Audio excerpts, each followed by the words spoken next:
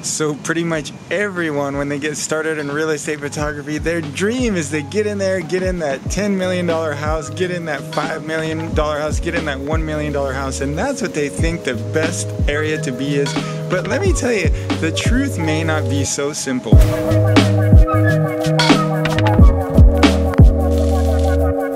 Let's start off at the low end, at those really lower end houses, and I gotta tell you, I personally had a lot of problems. So you get there and the houses, they tend to be not quite as, you know, maybe the owner, the agents aren't quite as fastidious. They're just not quite as concerned about this particular listing. So again, on those lower end houses, I've had a lot of bad luck. The yards, the everything, the inside of the house, the beds in the bedrooms, just everything is looking not photo ready when you arrive. I really feel like this is something that comes up, and I'm sure you guys have experienced this as well.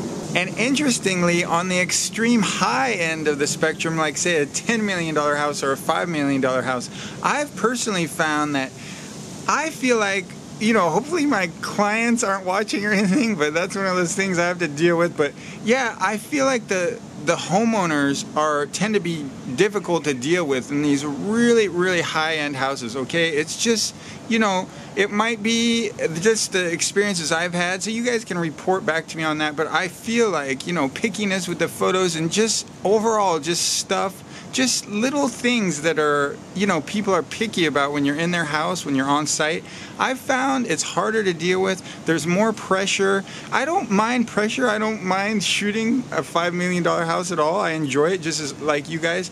But like the point of this blog is getting at, it's really definitely not my favorite at all. And the other thing is they're usually very large houses, right? And I actually don't enjoy that either. I don't enjoy having to shoot, you know, a 6,000 square foot home. And taking a photo of every room, it's just not something that I look forward to. But yeah, I'll call this the dirty little secret of real estate photography. In my opinion, and kind of the reason I made this blog is because I'm telling you, that's sort of maybe not the middle of the road. I think that's a little bit too low for what I'm saying. I think like a little bit above the middle of the road. Like in my market, I'll describe the house. It's about $1 million house and about 3,000 square feet.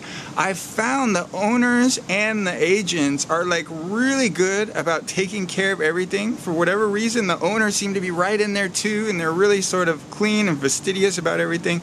Everything tends to be right in there.